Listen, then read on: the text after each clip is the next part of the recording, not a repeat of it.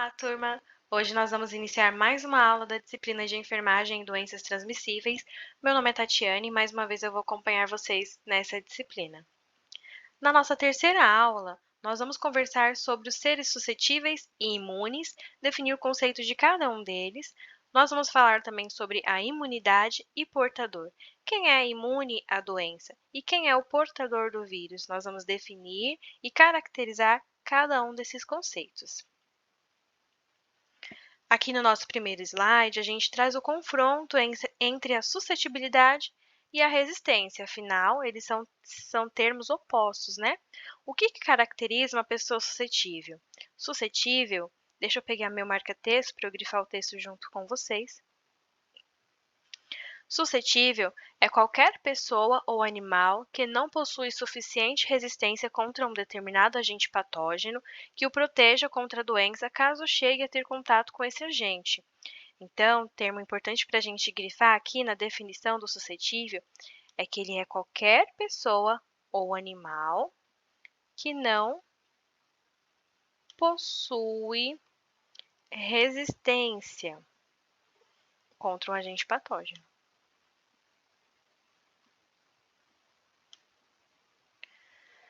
Então, aqui sintetizando o conteúdo de suscetível, a gente define ele como qualquer pessoa ou animal que não possui resistência contra um agente patógeno, ou seja, assim que ele for exposto a esse agente, assim que ele tenha contato com esse agente, ele está suscetível à contração desse vírus, né? Muito provavelmente ele vai ser infectado, porque ele não tem nenhuma resistência contra aquele vírus, né? Ele está facinho, né? E aqui, ó, o conceito de resistência, já que um ser suscetível é um ser que não possui resistência, o que é uma pessoa que tem a resistência? Então, a gente trouxe aqui como conceito. É o conjunto de mecanismos corporais que servem de defesa contra a invasão ou multiplicação de agentes infecciosos ou contra os efeitos nocivos de seus produtos tóxicos. Então, como palavra-chave na definição da resistência, a gente pode grifar aqui, ó, que é a defesa, né? Resistência é a defesa contra os agentes infecciosos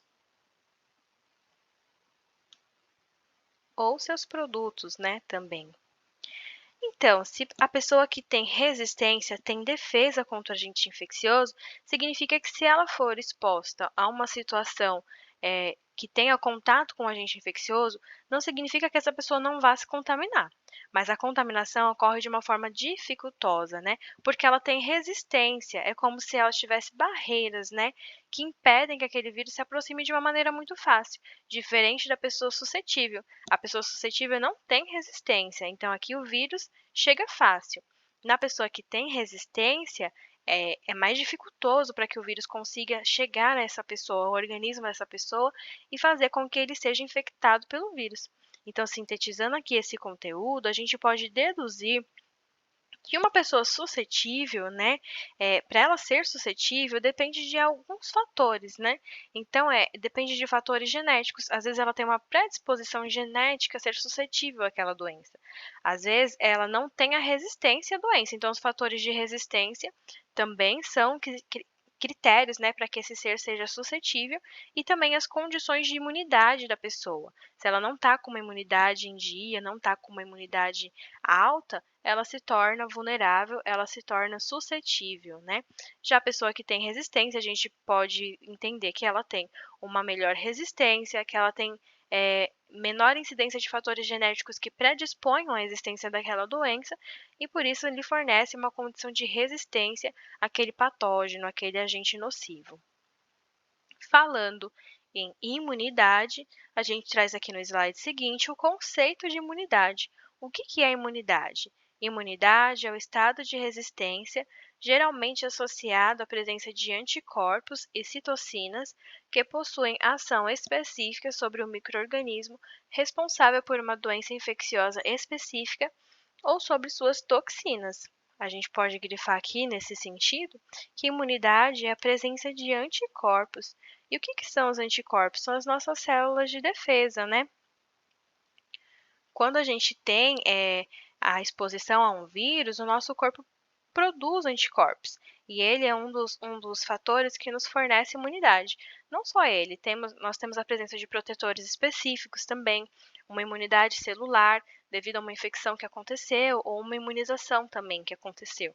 Quando a pessoa é imunizada, ou quando ela tem uma exposição a um agente infeccioso, ou quando ela desenvolve uma infecção, o nosso corpo desenvolve as células de defesa, né? Ele ativa a nossa célula de defesa, que no caso, deixa eu pegar um lapisinho para escrever aqui. A gente pode pensar como... Ai, calma aí, deu errado, gente. Deixa eu apagar aqui. Mas eu queria escrever aqui os antígenos e os anticorpos. Eu ia só colocar a sigla, porque às vezes a gente vê esses termos, né, em algum outro lugar e não reconhece, né? Então a gente tem aqui como alguns fatores que nos concedem a imunidade, os antígenos, e aqui os anticorpos. Deu para escrever, deu certo. Então, aqui a gente consegue entender do conceito de imunidade os fatores que nos fornecem a imunidade, né? Quando o nosso organismo é exposto a um agente infeccioso, ele possui a capacidade de reconhecer que aquela substância, que aquele organismo não pertence a ele. Então, ele considera aquilo como um ser estranho. E aí, ele promove uma resposta tentando expulsar ou eliminar aquele agente infeccioso. E essa resposta é através dos antígenos e dos anticorpos. São as nossas células de defesa que nos fornecem resistência, né? Então, assim que nós somos contaminados, o nosso organismo logo ativa as células de defesa para combater aquilo. Então, eu tenho uma resistência àquele vírus, porque se ele adentrar o meu organismo vai expulsar, vai retirar ele, vai reconhecer como um ser invasor e não vai permitir que aquela infecção aconteça. Isso é um fator de imunidade, né? E a imunidade pode ainda ser aqui, ó, inespecífica ou específica. Vamos entender o que é cada uma delas agora. Imunidade específica é a que o indivíduo possui desde o seu nascimento.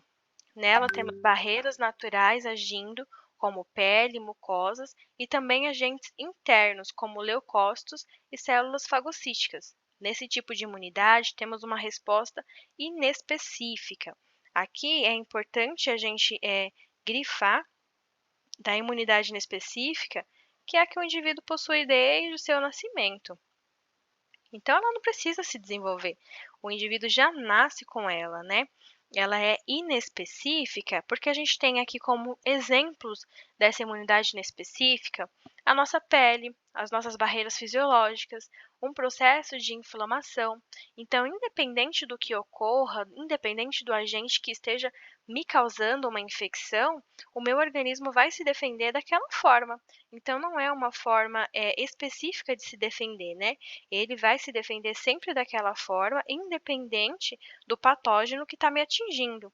Por isso que a gente é fiel ao termo de dizer que é uma imunidade inespecífica. Independente do ser que estiver me atingindo, eu vou ter a minha pele, eu vou ter a minha mucosa, eu vou ter um processo de inflamação, eu vou ter as minhas barreiras fisiológicas sempre lá.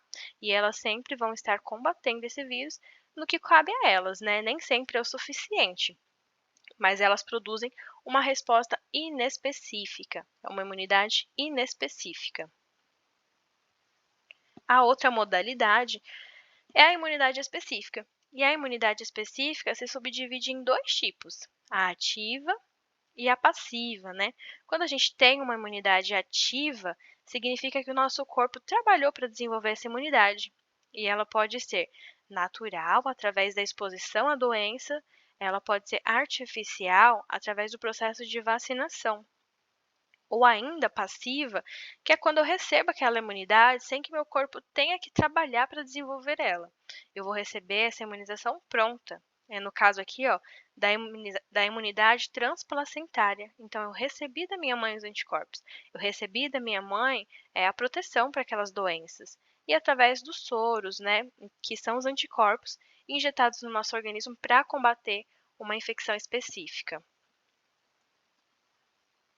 Aqui, detalhando um pouquinho mais sobre a imunidade específica ativa, que é aquela que meu corpo tem que trabalhar para desenvolver. A imunidade ativa, que costuma durar anos, é adquirida naturalmente como consequência de uma infecção clínica ou subclínica, ou artificialmente por inoculação de frações ou produtos de um agente infeccioso, ou do mesmo agente morto, atenuado ou recombinado, a partir de técnicas da engenharia genética.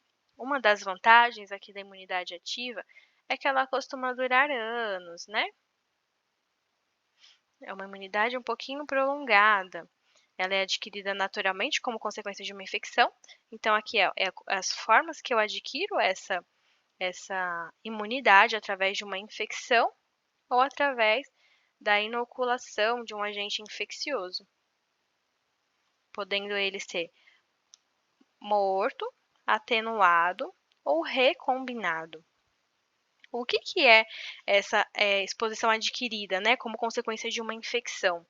É quando eu sou exposta a um agente infeccioso e meu organismo tem que combater, tem que desenvolver as células de defesa através dessa exposição. É o caso aqui que eu coloquei para ilustrar dessa segunda figura aqui, ó. Então, a gente tem uma pessoa tossindo, espirrando, né, emitindo gotículas com uma carga viral e uma pessoa desprotegida. Então, analisando a imunologia, a gente espera que se for uma gripe, por exemplo, essa pessoa vai ser contaminada por esse vírus da gripe, vai ser infectada com esse vírus da gripe e doente, ela foi exposta a uma infecção, o organismo dela vai ter que combater esse vírus. Então, eles vão ter que desenvolver as células de defesa, vão ter que montar estratégias de combate, né, como se fosse um inimigo, né? Então, vão montar estratégias para combater aquele inimigo. E quando eles traçarem as estratégias corretas, eles expulsam o inimigo, né? Então, uma outra exposição àquele mesmo agente, aquele mesmo inimigo, o nosso organismo já vai saber como combater. Então, quando ele for exposto a esse mesmo vírus, vai ser mais fácil com que ele expulse. Ou seja, eu não vou apresentar sinais e sintomas, porque meu organismo já tem uma memória. Esse tipo de imunidade que vai ser me conferida na segunda exposição é uma imunidade que foi adquirida natural, através de uma infecção por um agente, né, um agente infeccioso. Agora, essa segunda figura aqui, da vacina, ela refere ao processo artificial de adquirir essa imunidade. Então, esse processo aqui, ele é artificial, porque essa senhora, ela está sendo imunizada. Então, aqui, ela não teve nenhuma exposição ao vírus e o organismo dela teve que montar as estratégias de defesa, teve que montar as células de defesa, teve que ativar as células de defesas, né? Aqui, a gente já injeta o vírus de uma forma enfraquecida, o vírus morto, o vírus recombinado, de uma forma que não vai causar doença nela, como vai causar nesse aqui. Ela não vai ficar doente, mas porque você injetou um corpo estranho, você injetou um agente que seu organismo não reconhece como o dele, também vai desenvolver as células de defesa. Então, da próxima vez que ela for exposta ao vírus, não mais por via de vacina, quando ela for exposta por uma transmissão direta, o organismo dela também vai ter memória, porque ele já teve contato com aquele mesmo microorganismo de uma forma enfraquecida. Então, eles têm memória de como que é aquele vírus. Quando ele entra no organismo novamente, as nossas células de defesa sabem combater aquele agente sem que essa pessoa também fique sintomática, sem que ela venha a adoecer. Esse é o processo de imunidade específica ativa, através de vacinas e através do contato direto com a doença, com um agente infeccioso. E falando de vacina, a gente tem aqui exemplos, né, de como dos tipos de abordagem dos micro-organismos nas vacinas. A gente tem modalidade de vacinas. A gente pode encontrar a vacina com vírus inativado. A gente pode encontrar a vacina com vírus vivo atenuado. E a gente pode encontrar a vacina com vetor viral aqui dentro, né?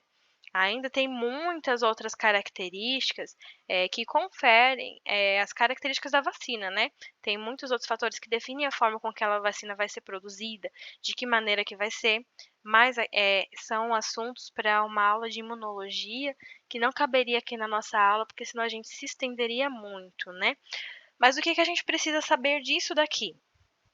Uma vacina feita com vírus inativado, ela é feita a partir de um vírus ou bactéria que carrega a doença, né? Ou pode ser muito semelhante a ele, né? A gente pode trabalhar com o próprio vírus da doença ou com um que seja muito semelhante de aparência e de genética, né? Esse vírus, ele é inativado ou morto, ou seja, através de calor, radiação, a gente enfraquece esse vírus, ou então mata ele, depois a gente faz a vacina e injeta no organismo da pessoa. Então, quando foi injetado, ele está enfraquecido, ele já não está no seu potencial máximo de infecção. É capaz de causar a doença no nosso paciente, não vai ser capaz, né? Ou morto mesmo, que aí ele não vai ser capaz. Quando a gente injeta o vírus morto, é só para as nossas células de defesa conhecerem a estética dele, a estrutura, né. Então quando ele de repente tiver contato com esse vírus vivo, esteticamente eles já vão saber como que é o formato desse vírus e vão combater através das características que esse vírus apresenta. Então ele não precisa estar vivo, o simples fato dele estar inativado já é o suficiente para que a gente desenvolva uma imunidade através da vacinação. A outra modalidade é através da vacina atenuada, que é aqui, ó, o nosso segundo tipo, né. E a vacina atenuada, ela usa uma versão viva, mas enfraquecida. Então aqui a gente o vetor está vivo, mas ele está enfraquecido. Ou então uma versão muito semelhante novamente, a gente também pode usar aqui nesse tipo, né. E exemplos de uma vacina que o vetor é vivo e ele só está enfraquecido é, por exemplo, a nossa vacina contra sarampo, cachumba e rubéola. É tudo vacinado com com vírus vivo e atenuado, né? O outro tipo de vacina que a gente encontra é a vacina de vetor viral, aonde se usa um vírus seguro, né, para entregar subpartes. Então a gente entrega subpartes desse vírus, que são chamados de proteínas, ao nosso organismo, e assim desencadeia uma resposta imunológica sem que cause a doença. Então a gente não coloca o vírus completamente, né? Lá a gente vai entregando partículas desse vírus para que o nosso organismo desenvolva uma resposta imunológica sem causar a doença. Então, esses são os tipos de abordagem que a gente pode encontrar de micro-organismos onde são feitas as vacinas, as modalidades de vacinas que a gente encontra aí no mercado. Falando ainda de imunidade específica, a gente tem a modalidade passiva. Então, sempre nesses dois exemplos aqui, nesses dois slides que a gente estava falando de ativa, a gente sempre estava trabalhando com a ingestão do vírus, né? Ou então a exposição ao vírus, e o nosso corpo tendo que desenvolver esses mecanismos de defesa. Quando a gente coloca aqui na passiva, vamos ver o que tem como definição. A imunidade passiva de curta duração de alguns dias a vários meses, é obtida naturalmente por transmissão materna, através da placenta, ou artificialmente por inoculação de anticorpos protetores específicos, que no caso são o soro de convalescente ou de pessoa imune, ou soroglobulina imune humana, soro antitetânico, soro antidifitérico, gama-globulina, entre outras, né? A gente tem aqui na imunidade passiva, a característica que difere, ela é uma imunidade de curta duração. Diferente da ativa, que nos dá anos de proteção, essa daqui nos dá vários meses, né? É obtida naturalmente por transmissão materna, então a gente tem esse tipo de transmissão aqui, ó, materna, através da placenta, ou artificialmente, né? Que é pela inoculação de anticorpos. Então, ó, uma diferença. Se aqui a gente tem inoculação de agente infeccioso, aqui a gente tem inoculação de anticorpos. Aqui na imunidade passiva, a gente conclui que a imunidade já vem pronta para a gente, né? O nosso organismo ele não precisa ter grandes trabalhos para desenvolver aquelas células de defesa. Quando existe a transmissão materna, a nossa mãe, através da placenta, nos confere a imunidade pronta, né? O bebezinho já nasce com aquela imunidade pronta. Da mesma forma, através da inoculação de anticorpos, que é o soros, o mais conhecido, né? Através dos cavalos, já é inoculado na gente os anticorpos. Então, eu não preciso desenvolver a doença, eu não preciso desenvolver os mecanismos de defesa. Aqui já me vem a defesa pronta, né? Aqui, para vocês entenderem um pouquinho melhor, não sei se já foi abordado em alguma outra disciplina com vocês, a produção do soro antiofídico, né? Como que acontece esse soro, né? Normalmente se injeta aqui, ó, por exemplo, veneno de cobra no cavalinho, e esse cavalo vai ter a presença dos antígenos, né, do veneno aqui no seu organismo. A gente infectou o cavalo e ele, através dessa infecção, vai produzir os anticorpos. Então, a gente infectou o cavalo, ele produziu anticorpos. Depois que ele produziu anticorpos, a gente vai lá e retira esse sangue do cavalo. Aqui é separado as células sanguíneas dos anticorpos, né? E aqui a parte líquida do soro que ele fala, é onde confere a imunidade. E é daqui que a gente já tira os anticorpos prontos.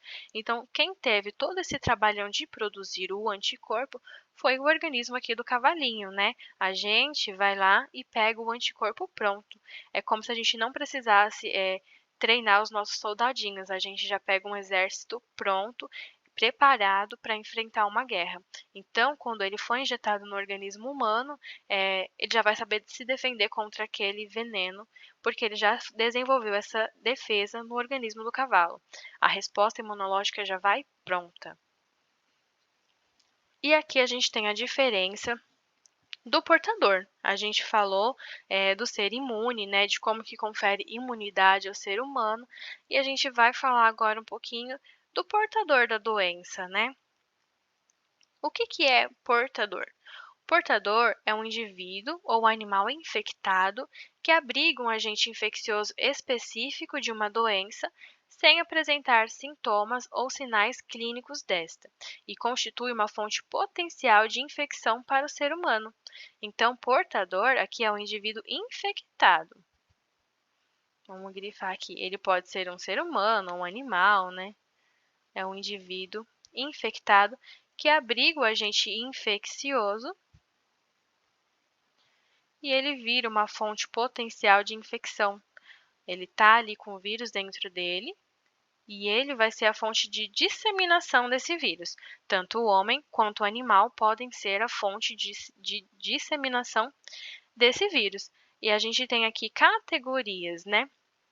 Como que é o perfil desse portador?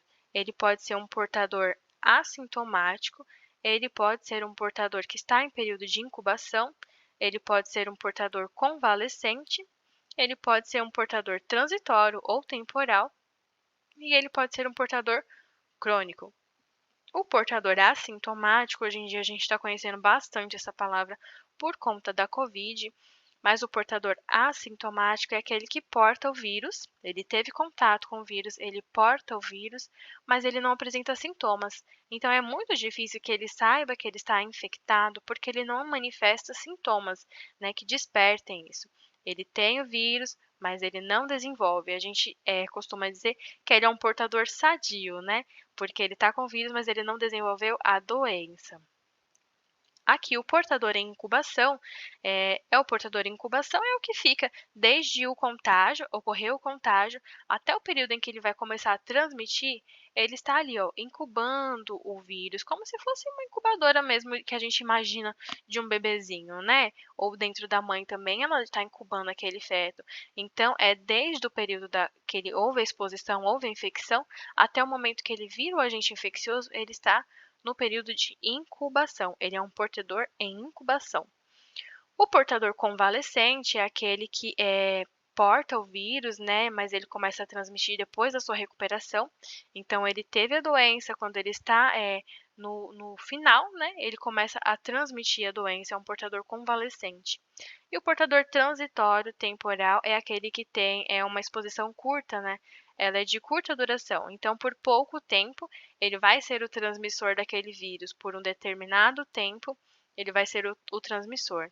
E o portador crônico já não, o portador crônico já tem um período maior de transmissão, por um período mais prolongado de tempo, ele vai ser o transmissor da doença. Aqui no nosso último slide, para a gente finalizar, a gente compreende os períodos, né? Os portadores, eles estão como se fosse incluso dentro desses períodos, né? Então, se a gente tem um portador que está em incubação, a gente tem o período de incubação. E o que é o período de incubação? É o intervalo de tempo que transcorre entre a exposição a um agente infeccioso e o surgimento do primeiro sinal ou sintoma da doença. Tá vendo aqui? Então, a gente grifa, tá bem resumidinho, né? Mas a gente gosta de grifar. É o intervalo entre a exposição e o surgimento do primeiro sinal. Então, às vezes, ele foi contaminado, ele está lá com o vírus, ele está assintomático, não manifestou nenhum sintoma, ele está incubando o vírus dentro dele, até que ele começa a manifestar o primeiro até que ele começa a manifestar o primeiro sinal, né? O primeiro sintoma. Então, esse período que ele está é o período de incubação. O período de latência é o intervalo de tempo que transcorre desde que se produz a infecção até que a pessoa se torne infecciosa. Então, aqui não tem muito a ver com o sintoma, tem a ver com o potencial de infecção. A gente grifa aqui, ó, que é o intervalo desde que ela produz a infecção até que ela se torne infecciosa. É o período de latência, como se o vírus estivesse se preparando para ser infeccioso. Então, ele está lá quietinho, dormindo no cantinho dele, até que ele desperta, opa, e começa a contaminar as pessoas. Esse é o período de latência. E o período de transmissibilidade, como o próprio nome já diz, é o intervalo de tempo na qual o agente infeccioso pode ser transferido direta ou indiretamente. Então, a gente grifa aqui, ó, que é o período que ele vai ser transferido direta ou indiretamente. E esses termos a gente já conhece, a gente já estudou na aula passada das modalidades de transmissão, né? Direta e indireta. Esse é o período de transmissibilidade, o período na qual a pessoa ou o agente contaminado vai estar transmitindo aquela doença. Pode ser de curta ou longa duração, mas é o período de transmissibilidade da doença. E é isso, pessoal, por hoje é só. O nosso conteúdo em slide é só, porque ainda tem o exercício de fixação para vocês realizarem ao final da aula. Peço que vocês realizem o exercício, porque ele é importante para a fixação do conteúdo, para melhorar a experiência de vocês, a aprendizagem também aqui na nossa aula. Eu agradeço a atenção e a companhia de vocês mais uma vez. Peço que vocês continuem focados nos estudos, aí buscando diversas fontes e referências. A gente se vê na próxima aula. Muito obrigada pela companhia por hoje. Um bom descanso não, né? Um bom exercício e posteriormente um bom descanso para vocês.